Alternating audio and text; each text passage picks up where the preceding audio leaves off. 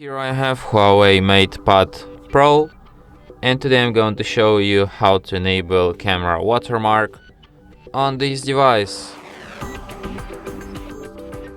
So to do this, firstly you have to open camera, then switch to the more modes.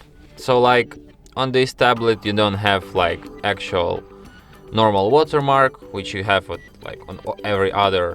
on almost every other device, but you have these stickers, so like they work somewhat similar to watermark. So as you can see, you can add lots of different stickers and like just use them as the watermark, like smile pastor. You can add weather here, like smile, keep calm and just smile, on my way,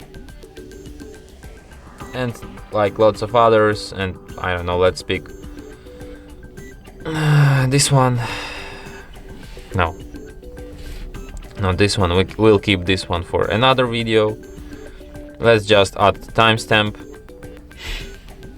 take a photo, and as you can see, that's how our photo with watermark looks like.